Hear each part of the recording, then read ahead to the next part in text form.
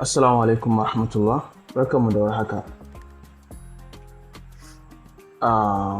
Ga wasu abubuwa guda uku da nake duba kafin a ce na shiga kowane irin trade. Kafin in yi trade a crypto, ba na yarda in shiga ba tare da na bincika ba. A yau zan nuna muku abubuwan nan guda uku da nake duba domin samun nasara in daidai trading za ka yi. So, abu na farko shine nakan duba yanayin kasuwa da farko a CoinMarketCap. Idan baka da shi zaka iya zuwa website na CoinMarketCap.com ko kuma ka je ka sauke shi a store ɗinka. Abin da nake duba na farko shine ina duba Fear and Greed Index. Fear and Greed Index. Domin shine zai nuna min cewa kasuwa tana greed ne, mutane suna da overconfident ko kuma yana fear, mutane na tsoron kasuwan nan. Abu na biyu sai in duba 24-hour market volume na kasuwar gabaki ɗayanta. Shin total market volume is high ne kuma akwai strong activity? So in akwai wannan is good for day trading. In kuma low volume ne to akwai damuwa kenan. Na uku ina duba top gainers and losers. Nakan duba coins masu tashi ko faduwa a cikin 24 hours domin samun daman reversal ko continuation. Sannan abu na ƙarshe da nake duba shine dominance and gas fee. Nakan ɗan yi glance at BTC dominance da kuma ETH gas fee. Naga high gas ne, slow activity. So wayannan sune abin da nake duba. So zan muku bayani dalla-dalla yadda suke kasancewa. Abu na farko da na yi magana akan shine fear and greed. Za mu fara duba shi yanzu. Gashi nan wannan da kuke gani. In kun lura ya nuna mana 52. So 52 a cikin 52 din nan wannan yana nufin kasuwa tana cikin neutral zone kenan. Babu tsoro sosai kuma babu overconfidence. Lokaci ne da mutane ke irin ɗan bincike kaɗan. Babu kuma masu gudu sosai a kasuwa, kuma babu masu hanzarin shiga kasuwa. Ma'ana wannan alama ce mai kyau, amma a bi kasuwa a hankali. So abu na gaba shine zan duba 24-hour market volume nawa ne aka yi. So a 24-hour market volume shine za mu duba total kuɗin da ya juya. Shine misali bari na muku wannan gashi nan. Shine is about 3.0 trillion. Kusan almost yayi wajen kaga 1 plus 1.43. Wannan yana nuna cewa kudaden da ke gudana a kasuwa sun karu da kaso 1.43 kamar yadda kuke gani a jikin screen din a cikin 24 hours kenan.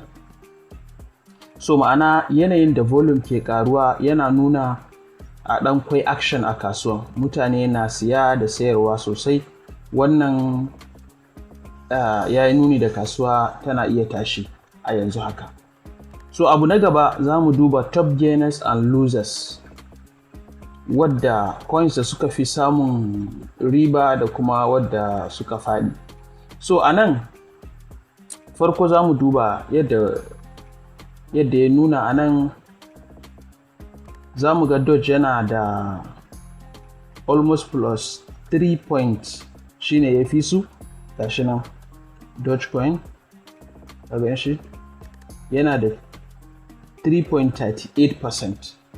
So shine na farko. Akwai kuma TRX gashi nan shi ma yana 3.23% mai bibiyansa kenan. Sai akwai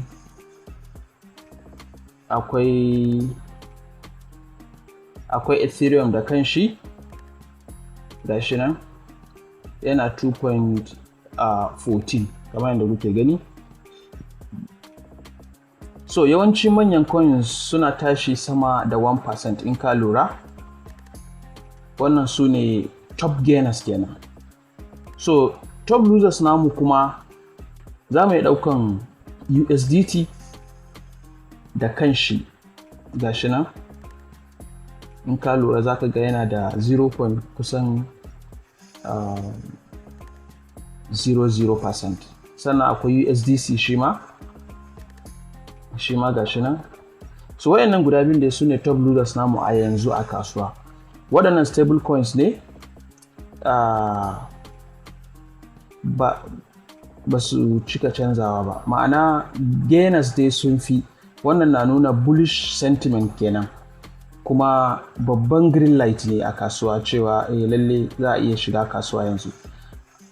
Abu na ƙarshe da za mu duba a nan shine dominance and gas fee. So za mu duba BTC price ne, kamar yadda kuke gani gashi nan yana kusan 105.785. Wannan yana nuna yana da ƙarfi sosai.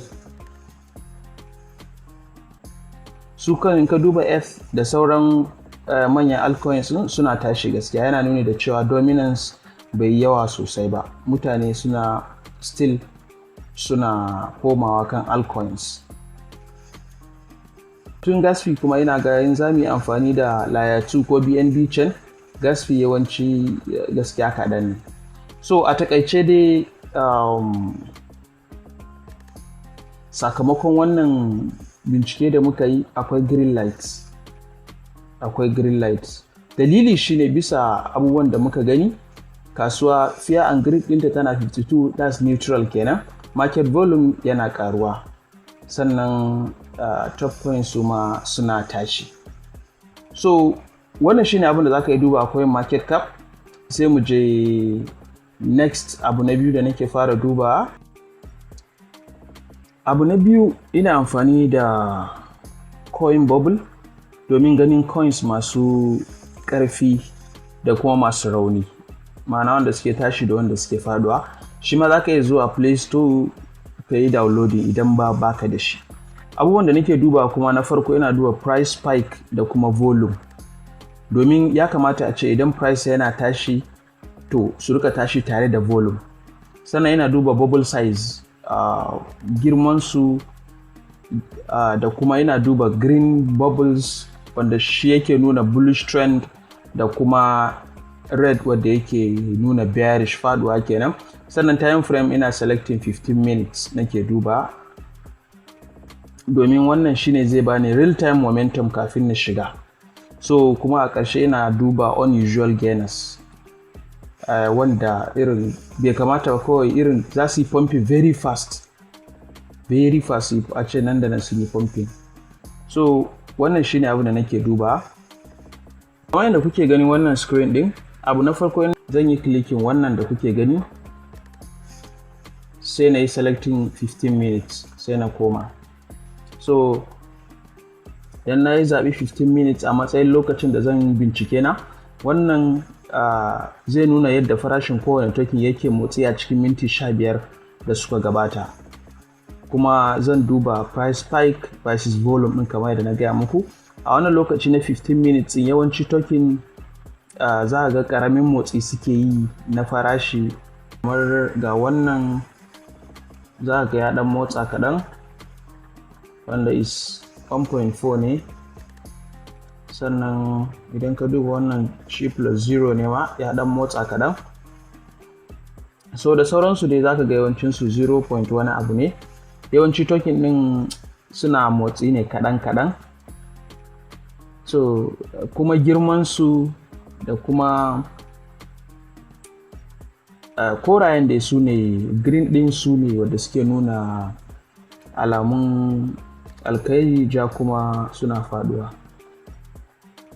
Akwai wasu wanda za a gan su kaman baƙaƙe ko kamar hash, su kuma gashi kaman wannan da wannan. Za a ga yawancinsu su wayannan farashin ne baya canzawa, shi yasa suka kasance a haka. Yanzu misali kaman, bari mu nemi guda ɗaya mu yi misali da shi, kamar wannan toshi ɗin. Toshin nan in ka duba za ga 0.2% ne gaba ɗayan shi, kuma green ne. Kore yana ɗan girma kaɗan, girman size ɗin kusan 0.9% ne. So haka da za ka duba su, sannan sai ka ƙara duba wanda bai kamata a ce sun tashi ba, unusual, ka gane irin tashi ne kawai a cikin 'yan minti 15 nan da nan. Kuma to irin wannan gaskiya ka kiyaye su, za su tashi yanzu za su faɗo, so sai ka yi checking. Akwai video na musamman da na yi akan crypto bubble app din nan, wanda na dan zurfafa. Idan kana buƙatar ƙarin bayani ko cikakken bayani game da app din, so ka duba cikin jerin video akan YouTube din Web3 Hausa, za ka samu wannan bidiyon sai ka kalle shi.